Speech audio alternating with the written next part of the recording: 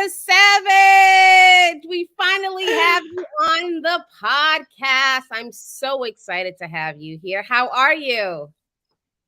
Oh my gosh, friend. I am wonderful and I'm so excited to be on Wellness with Wendy. This is like the highlight of my day. Thank you for having me as a guest. You are more than welcome. I am just so excited to introduce you to our audience, to tell your story and all the wonderful things you're doing in the world, really just leaving your footprint. Thank you. I Yes. appreciate it. Yes. So why don't we start off by you just telling our audience a little bit about who is Erica Savage? Absolutely. Well, Erica Savage is a celebrity wellness lifestyle coach. And what that essentially means is that I help women burn the cape by creating a transformative culture of wellness. And that's something that's very specific to them. Broadly, I help people decrease overwhelm and increase focus. And I do that through my podcast, The Reframed Brain. I do that through the events that I have. Like I have one coming up talking about navigating the unseen. This show is on a Monday, which is my absolute favorite day of the week.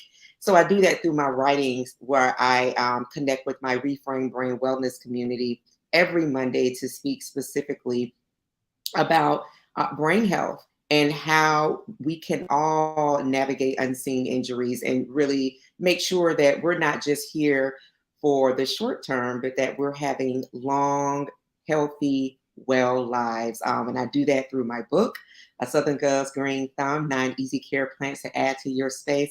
And then every Saturday, I'm on Sirius XM Radio, Channel 126 on the Reese Colbert Show co-hosting. So I am all in media, all in writing, available as you have made yourself through your show and through your stress blueprint to let people know that it's really the unseen that really is wreaking havoc on our personal environments. But there are absolute things that can be done to create a culture of wellness.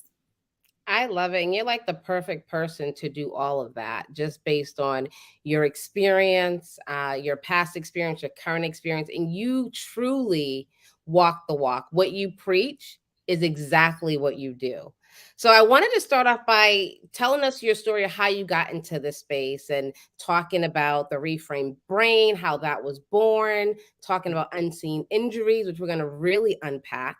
But just tell us your story of how you got into all of this. Yeah, Wendy, it's very interesting. It was not a choice that I made per se.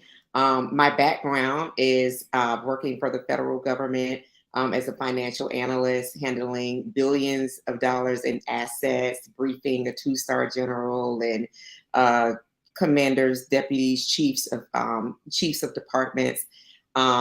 In the accounting cell along with two other wonderful women. And then I've always been in politics and I was offered a position to work for a political consulting and data management firm as a political executive. And so I moved to DC, brought my talents here and was working as a political executive, had a wonderful, wonderful ride, was able to do some extraordinary work managing international campaigns. I functioned as an emissary, so I was able to travel out of country, meet with heads of state, meet with really powerful people, presidents, and was really integral in helping to free a political prisoner. I think that that was really kind of like the shining point of my career. I was on Capitol Hill a lot, doing all of the political things that people think of when they think about DC. And was traveling for work 2 years ago in March, and I was traveling by car. It was a beautiful Monday, and the driver of an 18-wheel truck became very enraged that I wasn't kind of traveling fast enough, and actually hit my car twice from behind. And so that accident essentially left me with a myriad of injuries. And the most significant and prominent was my moderate traumatic brain injury. That injury compromised my prefrontal cortex. And so you have a wellness community, you have doctors, practitioners, people that deal in the health industry. So I'm talking to us, but that prefrontal cortex, which houses executive functioning, which is logic, reasoning, and what you teach about emotional intelligence. And that was reduced, as my TBI practitioner shared with my family, from that of a political executive to essentially a toddler. So I had 9 practitioners at the height of my care, home health care, an audiologist, because most people that do sustain head injuries are left with tinnitus. So I had hearing aids that were created for me, but even at the time of those being molded for me, it was essentially too much for me to take on because I was very, very sensitive to sights, sounds. So I mentioned home health care, audiology, speech pathologist, because my speech had slowed down incredibly. Learning to read again, had to do that. I didn't function very well around about more than 1 or 2 adults. Occupational care, had to learn to drive again, had to have one of the suites in my home, Beyond Suites, outfitted so that I could have a shower chair and the grab bar so that I wouldn't fall, because I would fall all the time. Difficulty walking, physical therapy, TBI practitioners, psychologists, neuropsychologists, and a therapist, and a suicide prevention plan that was put in place, because it was really difficult to understand what was happening to me while I was in my body. So there were a lot of changes, a lot of adaptations, a lot of accommodations. And through that, Wendy, what I actually saw, and I'm able to say this as I continue my active recovery and healing, is that I saw the power of the body to heal itself. Mm. That for me was the through line of really my will to actually live. I was simply amazed at the power of the body to heal itself. And so in that, I then created the Reframed Brain, which centers brain health and unseen injuries, because you have done incredible work alongside the pandemic, understanding what the demand was for nurses, nurse practitioners, doctors, people that are in the healthcare space. I saw, as a person that was healing from an injury, the incredible parallels that were there. And so I wanted to create space that talked about brain health and how we can rewire our brains, but also talk about, even if a person doesn't have a diagnosis, that there are some unseen injuries that we're all dealing with, and there are ways to navigate that. So this is how I ended up in this space, being incredibly motivated. And I must say that I tell my clients, both one-to-one and corporate, you do not have to have a brain injury to develop what I share. And there are absolutely preventative things that can be done, because again and again, the body is amazing at healing itself when it is presented with the right conditions. I just want to say thank you for publicly sharing your story, because you actually had to make a decision. I always say there's power in the decision, one decision, to share your story, share your journey continuously, because you're helping so many people. So I just want to say thank you, thank you, thank you. That's amazing. Oh, thank you. I appreciate that. And I'm going to share this with your audience. I know we're going to move on into conversations, but I also have to thank you as well. Wendy and I have been connected through a collective that we've been a part of for about a couple of years, I would guess say now. And there still are, I have disabilities, and they're unseen disabilities, but nevertheless, they are disabilities.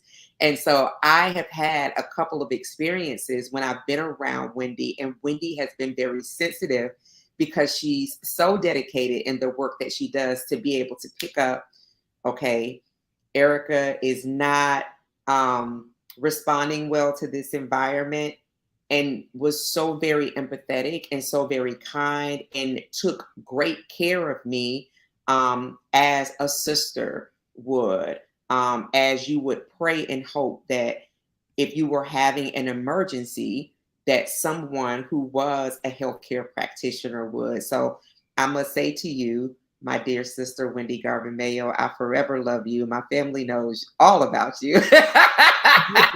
So thank you. Thank you for being so sensitive to when those emergencies did arise. Thank you. More than happy, more than happy. Yeah, we've been connected ever since. It's just like a natural attraction, to be honest with you. I love you like my blood sister. So, yes, yes. So I want to kind of get into, because I know you're doing so much out there in the world. And you mentioned the Reframed Brain. You're the founder and the host of the podcast and the YouTube channel for the Reframed Brain and the community. What underpins that title? Because that's a very unique title, the Yeah. Reframed Brain. Talk to us a little bit about that. Wow. So thank you for asking me that. It's the neuroplasticity of the brain. The brain is so adaptable. And as I shared with your audience, to have the experience of literally having the functionality of a toddler, where my brain was operating at about 25%, I believe, at the lowest place of my injury. And to bear witness, number one, as you talked about, the decision that I made to live. I made a decision. It was a decision that I made over and over and over and over again to live, and to live very differently. So I had to change my nutrition. There were different things, modalities that I had to add to my life, but they have been transformative. So when I think about how I witnessed my own healing and yet witnessing my own healing, and think about the adaptability, the power of an organ that is still yet being researched by scientists. They're still finding out new and hopeful and incredible things around the brain. I thought to myself, that's interesting, because it's not, there is a rewiring that has happened, but it's also reframing. And when I think about reframing, I think about shifting perspective. So I shifted the way that I looked at the power of my words, language. I shifted the way that I looked at the power of the environments that I placed myself in intentionally. The reason that I wrote my book, A Southern Girl's Green Thumb, is because I witnessed and I felt the power of my plants when I was in places in my body where I felt unsure or I was feeling overwhelmed, that if I slid my hand down into the soil, there was an immediate grounding that happened. So that is reframing. That is understanding that I am not without help. I am not without techniques. I am not I am not without help. I think that's it. I'm not without aid. There are in the earth, in my home, in my environment, whether it's aromatherapy, there are things that are intentionally in place to help me shift whatever my current perspective is. And that definitely helped me, particularly in times where I didn't know if I wanted to continue to live. It was the reframing of my thoughts that really helped. So that's why I wanted to name the podcast The Reframed Brain. That is amazing. And still, you're making the decision Mm-hmm. Mm-hmm. to try new things, do new things, see what works for you, and incorporate it into your life. And I know you have a routine, a morning routine. Can you Yeah. talk to us about that a little bit? Yes, I love my morning routine. One of the things that I talk to people about, is like, touch yourself before you touch your phone. And what I mean specifically by that is that when we wake up, we think about it. And again, talking in healthcare terms, when a patient has to be given general anesthesia, all of the organs are asleep. And so when that patient comes out of anesthesia, is coming out of anesthesia, the organs are gently massaged to push some of the anesthesia out. There is a reawakening to what was almost essentially nearly dead. So when I think about what happens when we're sleeping, incredible repair is happening in our brain and in our body. And it is reported that that is the nearest we are to death while yet living. So when we wake up, I akin it to the example I gave of general anesthesia. We don't want to immediately, we don't come out of general anesthesia running down the hallway checking ourselves out. There's a massaging, there's an awakening to make sure that the patient and the organs understand that we're on the other side of the surgery. And there's a bit of kind of reacclimating that has to happen. And so, what I do for me in my morning routine, and then what I also advise my clients around developing their morning routine is number one, if they're in an area where they feel safe and they're able to, if they do have some type of blinds or treatment, window treatment, to open it up a little bit so that when they wake in the morning, that the sun is the first thing that kisses them. It's beautiful to wake up to a bright light or to wake up to light. The second thing that I do essentially is when I wake up, I open my eyes, I immediately smile. There's something about smiling that just brings joy. So I smile, and then I take my hands, I place one over my heart and one over my belly, and I just begin to give gratitude. And I start with my brain and I work through my bodies. I do my hearts, lungs, spleen, kidneys, gallbladder, ovary. I do all of my bodily organs, liver, and give gratitude. And then I go into prayer. And then I meditate. And after I do that, there's a gentle stretch that happens because I'm letting my body know, wow, we're waking up for the day. It is again akin to coming out of anesthesia. And then after that, I just really for a minute kind of set an intention. And I don't give my clients like a number, like it needs to be 3, it needs to be 5. I may have one intention for that day. And whatever that intention is, I make sure I give myself space that if we don't meet that intention, then it is well. We have spent quality time with ourselves. I then usually read a little bit, journal, and then I get out of bed. And I usually drink, I drink a ton of water. Wendy knows this, like water is my primary beverage. I keep, and I encourage my clients and other people, I keep fruit by my bed because I eat a ton of fruit, but I keep room temperature water by my bed because that's something that your body wants. And then a nice hot beverage, a hot green tea that's decaf with some honey. So that is my morning routine.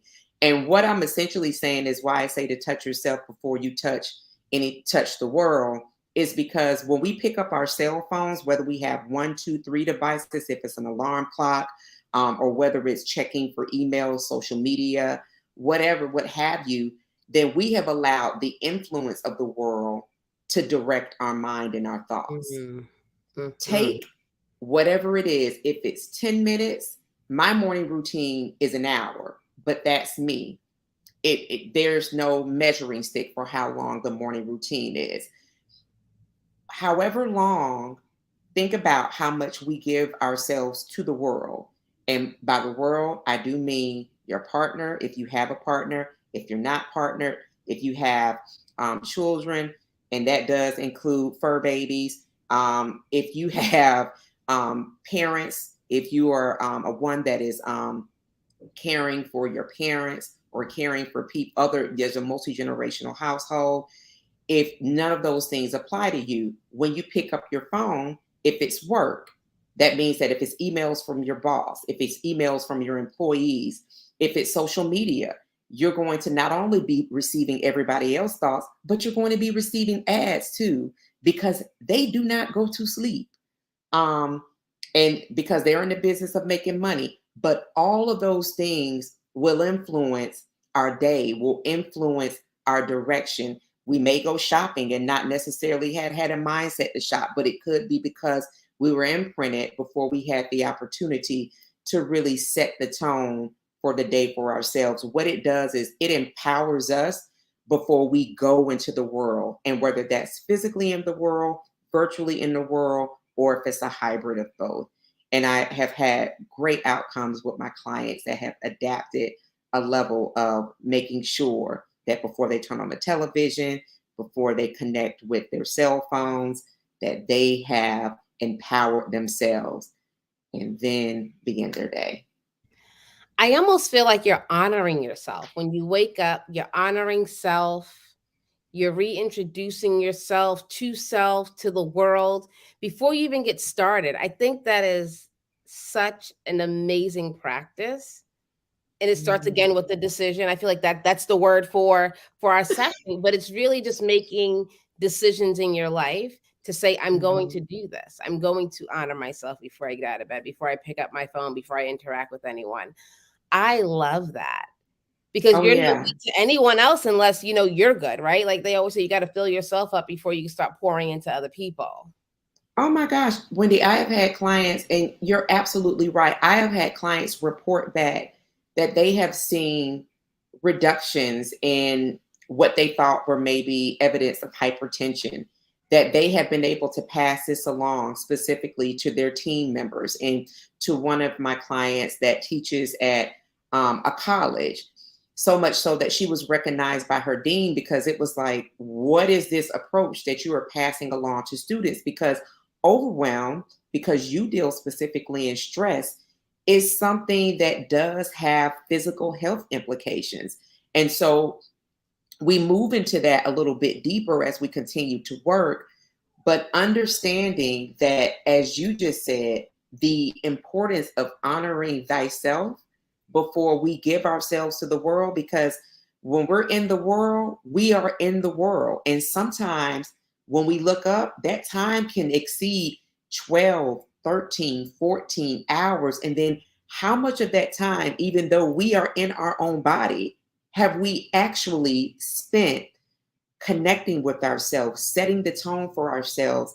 Even when we enter the space, it makes a difference when we set the tone for ourselves, so that when we enter into the space of people who are angry, who are overwhelmed, who are frustrated, who are emotionally unregulated, there's something very different that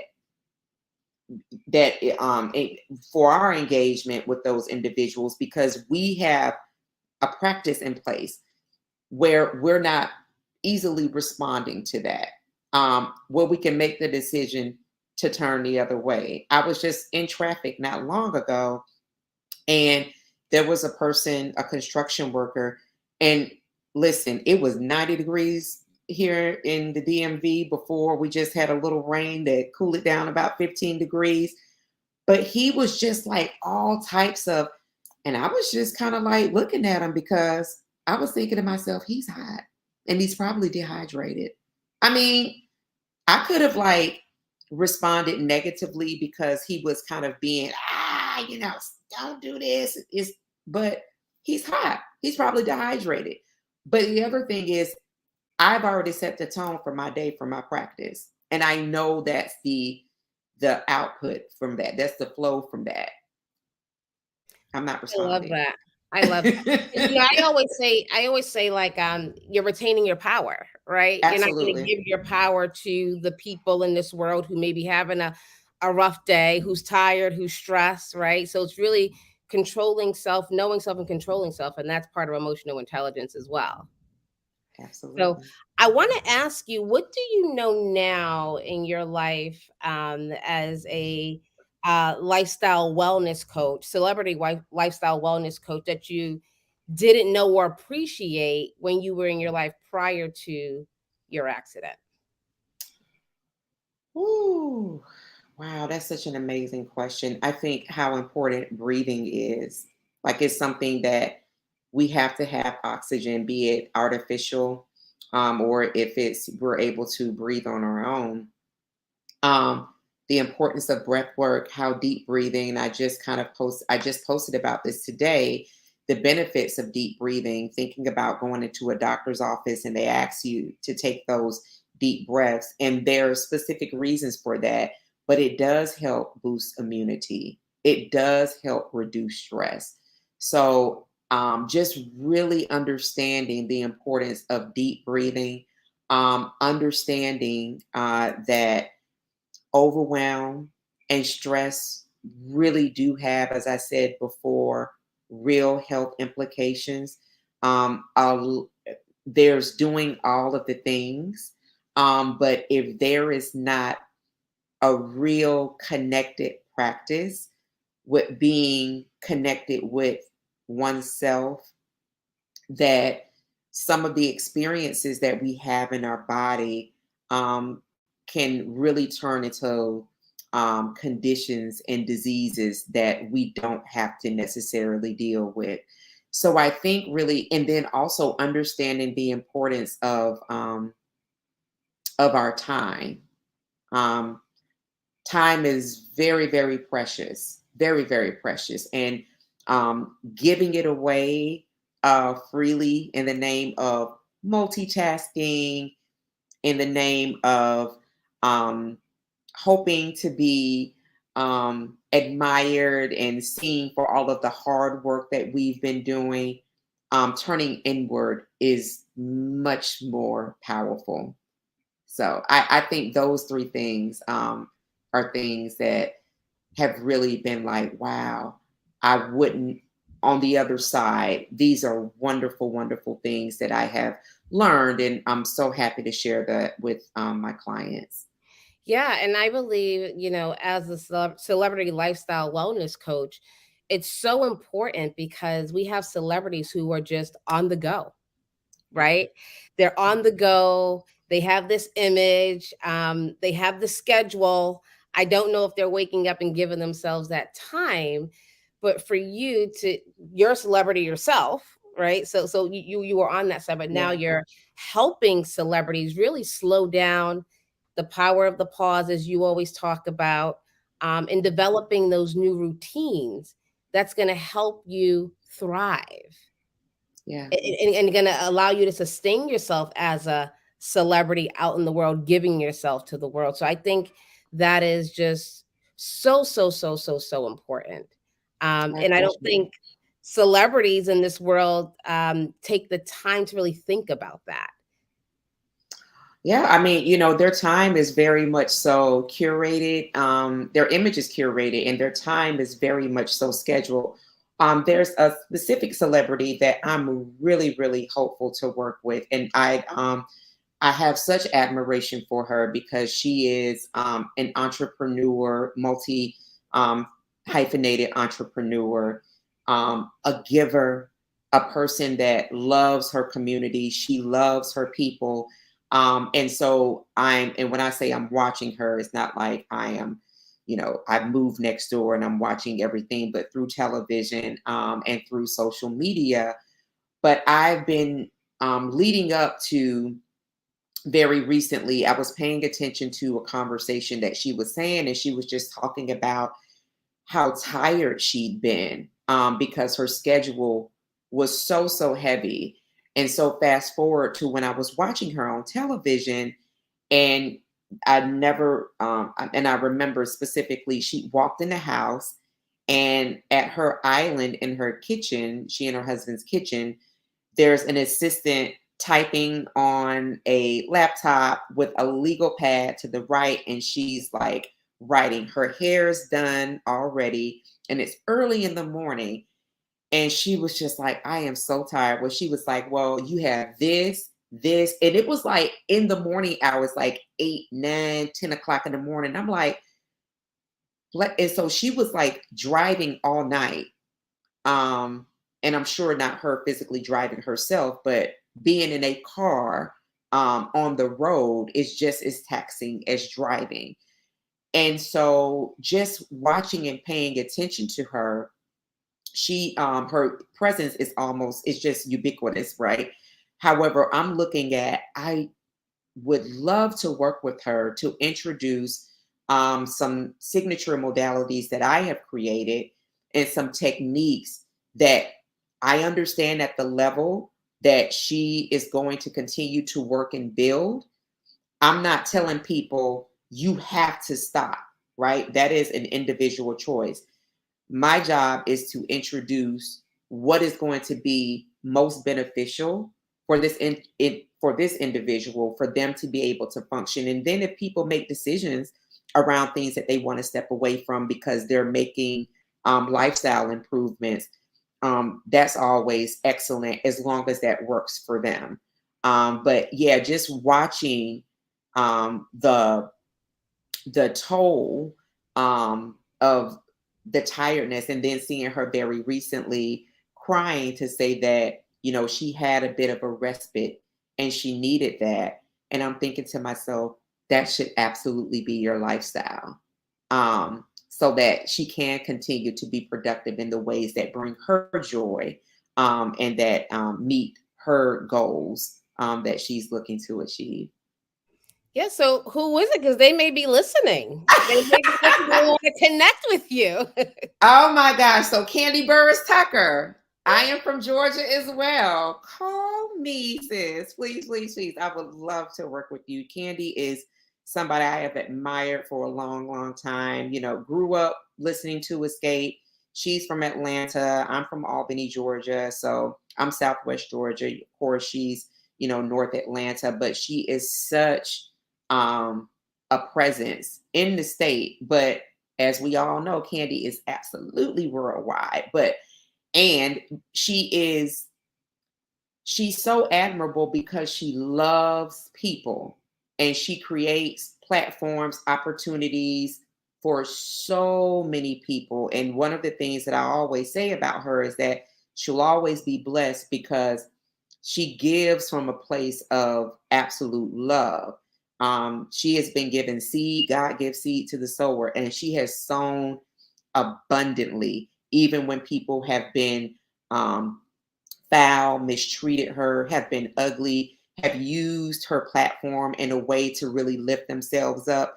But that woman will never, never be without, because she is an absolute giver from her soul. And I, more than anything, have great admiration for her. But I would, if Candy, if you're listening, if anyone who is connected with Candy, works with Candy, you're great friends with Candy, please pass along my information. I would be so humble. I would fly right there, honey. It is an hour and 15 minutes, honey, from DC to Atlanta, to be right there to be of service to her and her family as well, if she would love for me to do that as well.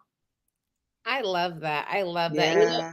it makes me think about celebrities, and one of the topics you always talk about, I'm very passionate about, the unseen injuries, Mm-hmm, right? mm-hmm, Because they're unseen. We don't know what's going on. Like you said, she was made up, the hair was done, the makeup was done, everything looks good, right? As a celebrity, you have to have that physical appearance.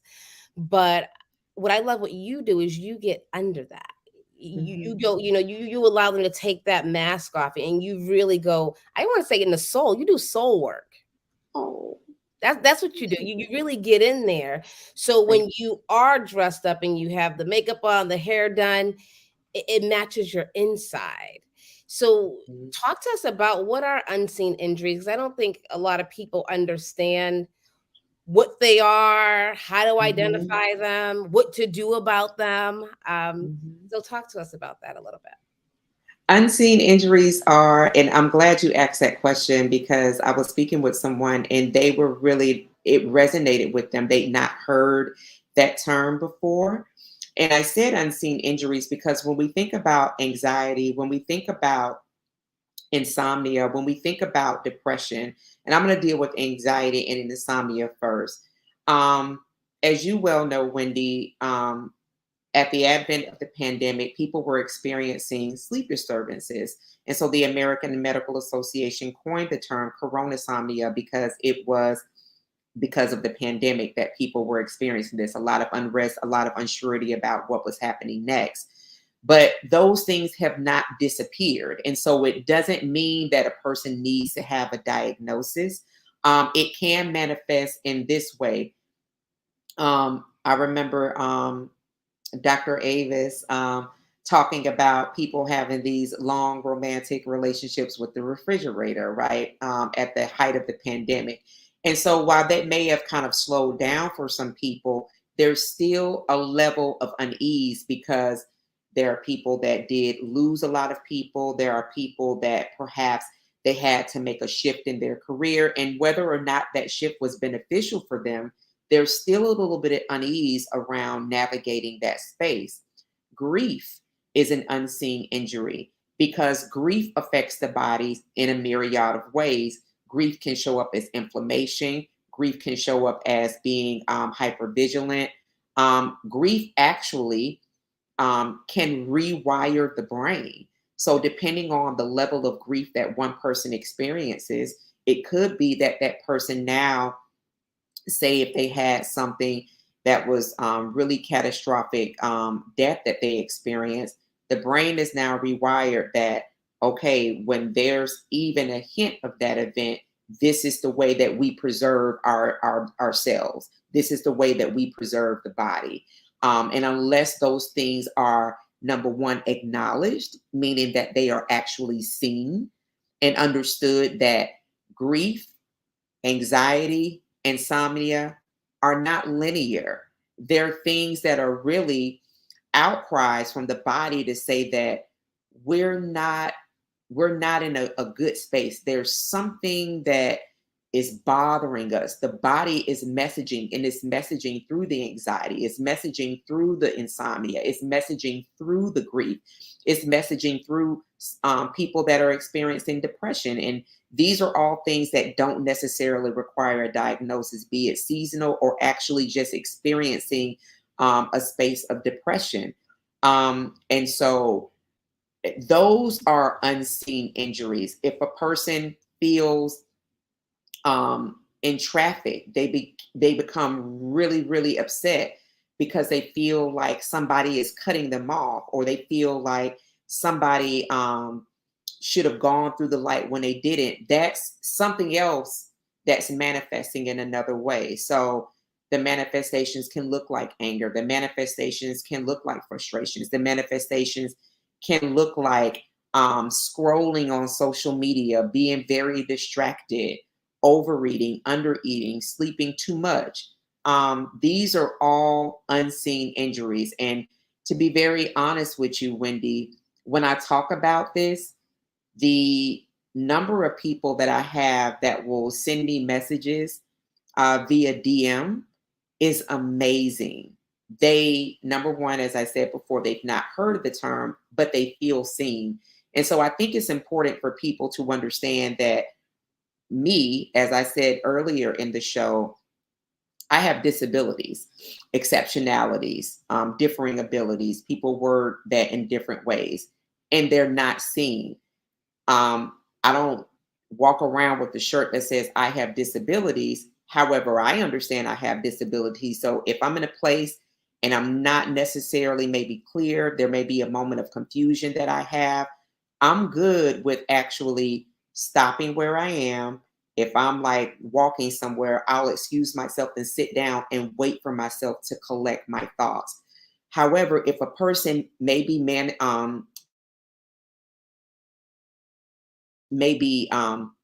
navigating with brain fog or experiencing some type of memory loss, it may be frustrating for them, and because they don't understand why they don't remember. And perhaps it was because of long COVID. Perhaps it's because of the nutritional deficit. Perhaps it's because they live in an area where the environment is one where there's a lot of air pollution. The air quality, both indoor and outdoor, are very poor. There are all of these different elements that do contribute to what I term unseen injuries. And so for me, I have had 2.5 years of being very connected with my body, watching my body heal, to understand, okay, Erica, we're not in a good place. So if I am in the car, I will pull the car over to the side. If I'm out in public, I will immediately go for a safe place to sit.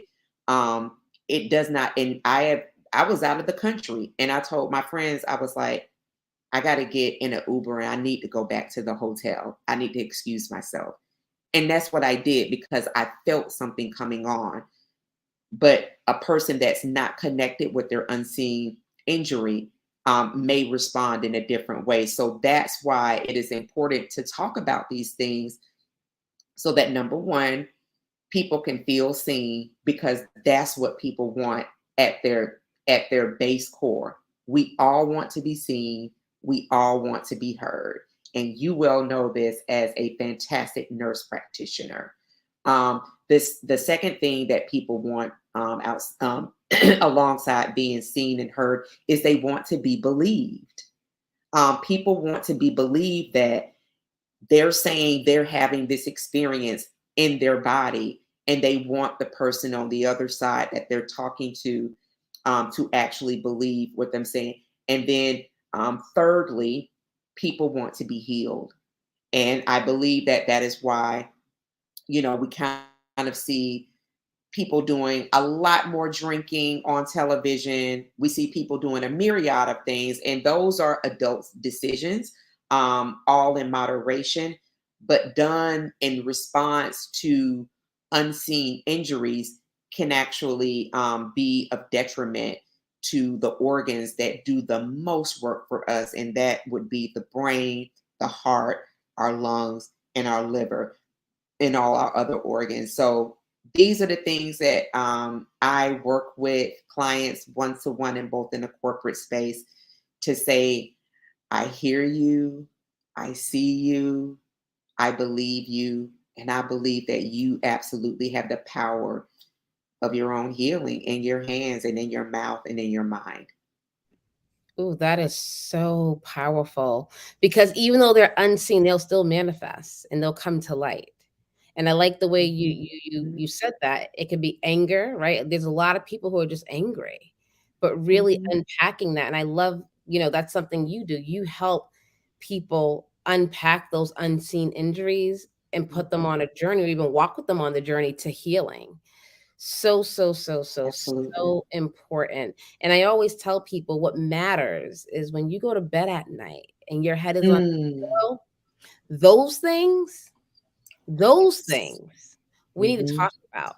And many times those are manifested by those unseen injuries that you're talking about. Absolutely. I have my clients go through a nighttime routine as well. I mean, that is critically important. And I'm glad you raised that. Um, I had a client that I work with specifically, and one of the things that she was waking up like literally stressed out, like, oh my goodness, I feel the weight of the world. And what we found out is that when we were looking at her day, is that she was going to bed watching the news. So Mm, she literally had the weight of her community and whatever world events were happening on her chest. And so we shifted that nighttime routine. Um, for some people, a bath may be a luxury, because they only have maybe showers. But whatever is luxurious at night, I'm like, get into luxury. Get some scents for your sheets. Make sure the sheets are being changed. If there's no one that cleaning the home, if you're doing it, your partner's doing, you're doing it together. Make sure those sheets are being changed out every week at least. And but every night, every morning when you get up, make sure you're shaking the sheets, because one of the things you want to do, because you well know, Wendy, the body sheds. So there are all of these dead cells that are literally sitting on the sheets. Shake the sheets, both the fitted sheet, the top sheet, shake the comforter, shake your pillow. That is helping prepare for the night before. And I'm like, luxuriate yourself, whatever that looks like for you. Do perfumes, lotions, if that's something that brings you joy and pleasure. And I also encourage my clients to do a hot beverage. So if that's a tea, not a coffee, because definitely don't want to go to sleep with caffeine. But if it's hot lemon water, if it's a lovely tea, a herbal tea, caffeine-free tea, and like spray a little bit on your pillow if that's what brings you a little bit of peppermint, some lemongrass, whatever scents you like. Aromatherapy is really good, and leave the world out of it. Like, have a, it can be a challenge at times. However, like if you're going to luxuriate yourself, when we're getting massages, like, girl, you remember that massage we got last year? Like, who was thinking about a cell phone? Okay. This is spa time. Okay. Spa time. There's no cell phones in the spa. So I really encourage my clients, and they have been like, Erica, oh my, I was like, I told you. I mean, but it's those small things that really turn out to be real game changers and transformative for us when we're thinking about, as you just said, Wendy, what are we going to bed with? Well, honey, I just came out of the spa, so I'm going to bed feeling good.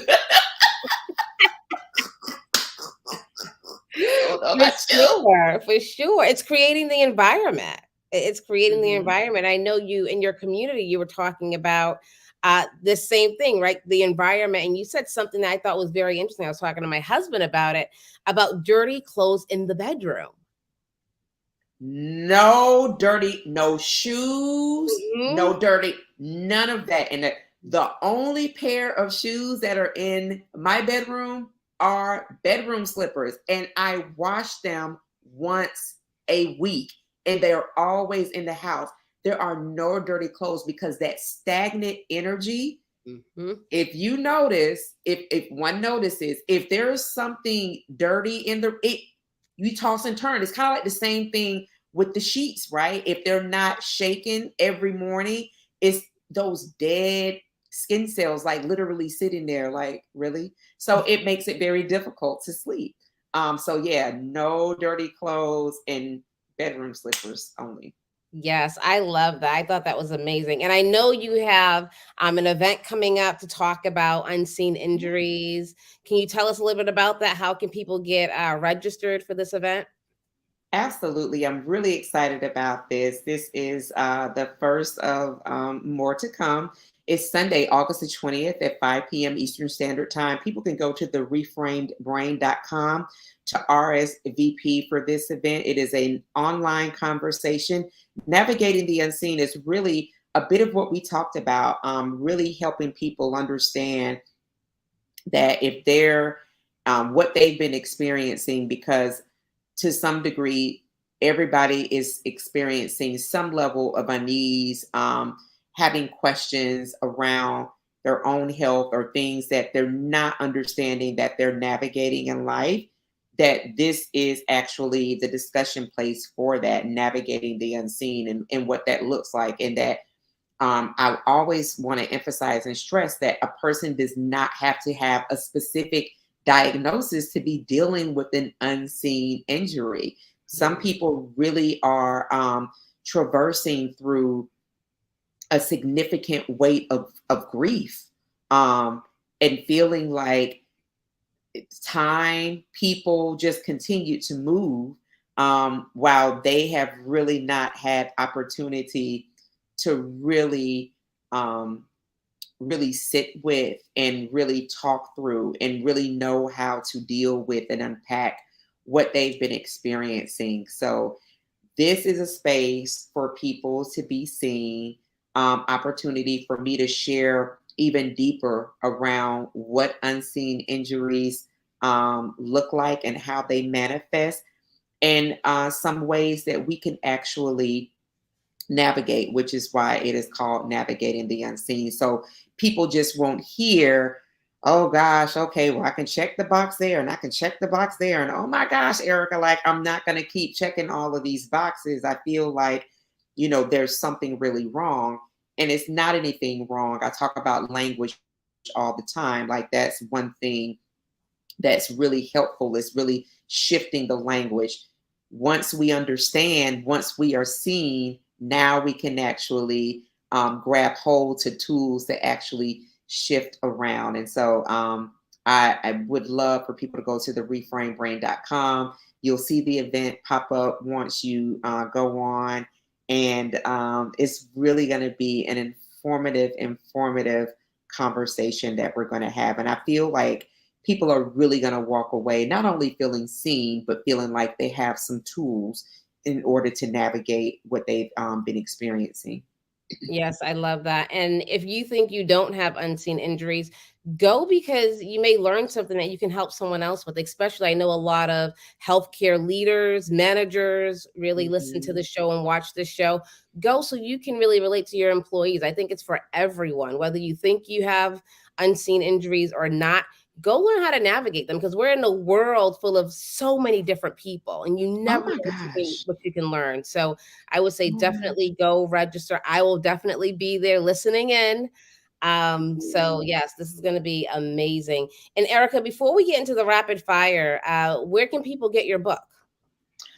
So they can get it on Amazon. Again, if you go to the reframebrain.com, there is a lovely picture of the book there. You can just click it and it'll take you right there. It's $9.99. The plants are easy plants to add to your space. And it's not just for the summer months. It's also as we get ready to enter into the fall. It's like, oh my gosh, not summer almost being over, but it is. And so when we think about clean air, when we think about anyone that deals with seasonal depression, plants are really good at boosting moods. And please do go to the reframebrain.com. And I want to say one other thing, Wendy, in relationship to what you just shared about healthcare leaders and people in industry whose employees may be dealing with unseen injuries. I'm here to tell you that your employees are dealing with unseen injuries, okay? Because I talk to them. And so I actually had opportunity, and I was so touched with someone that came to me after I was on Sirius to share that they had an unseen injury. So, one of my pastors used to say, it's just nice to be nice. Mm. It is just good to have an understanding of the power of the diverse community. People respond so differently when they're seen. And that's why I started out with being seen and being heard. No one necessarily wants to be coddled, they just want to know that you see them. So, thank you for encouraging healthcare industry leaders, managers. I've had men in my DMs crying, saying, Erica, thank you for helping me understand my partner much better about what they were actually navigating. So I give it where the goats can get it, to be quite honest with you. So, Yeah. And I wanted to say, having unseen injuries, you don't have to do it alone. I mean, people always feel so isolated, like it's only them. Erica, what you do, the work you do, people do not have to do it alone. The work that we do, you're not alone. That's why not we do alone. this. You are not alone. We see you, we hear you, we're here for you. We can walk that journey with you. So Absolutely. please, wellness with Wendy. Keep yourself well. So, Erica, I'm going to take you through a rapid fire. This was an amazing discussion. I don't want it to end. Girl, call me and we'll keep talking. Y'all, I love Wendy. And y'all, please share this Wellness with Wendy. Share the show with other people. We never know where we're going to meet people. So thank you for having me on. Yeah. Yes, you are more than welcome. Well, let's get through the rapid fire and get you out of here so you can start your nighttime routine. All right. Let me know the first thing that comes to your mind to answer the question or finish the statement. Okay. Well, wellness means. Being seen, being heard, being believed, being healed. Oh, I love it. I know I'm stressed when. I'm unable to speak clearly. My go to stress management solution is. Connecting with my plants. Mm, what is one thing you will tell celebrities right now that they can do to help just ground them? Okay, immediately breath work. So if we can do this together, they can also go to the reframebrain.com, have their people connect with me so we can do more one-to-one work. But this is something that I did with another celebrity, and she immediately felt the results literally online. It is a signature breathing technique modality that I created. It is called 646. And what a person does is you're going to breathe in very slowly for 6 seconds. And breathe in through the mouth for 6 seconds. Breathe in through the nose, for 6 seconds. Hold the breath for 4 seconds. And then breathe out slowly through the mouth for 6 seconds. So to repeat that, in through the nose very slowly for 6 seconds. Hold for 4 seconds. And then breathe out for 6 seconds. It literally shifts the body. Wow. Yes, I'm here. You feel that? I'm here. Yes. It centers you. Breathing is so powerful because you're in control. Like you said, breathe in for 6, hold for 4, out for 6. It's wow. I feel like I'm here. Like I've been here, but I'm here. Like I'm focused now. I love that. Thank you. That's I love 646. So yes, do that. And then call me because I also have more signature modalities. Get in touch with me and they can do that on the reframebrain.com.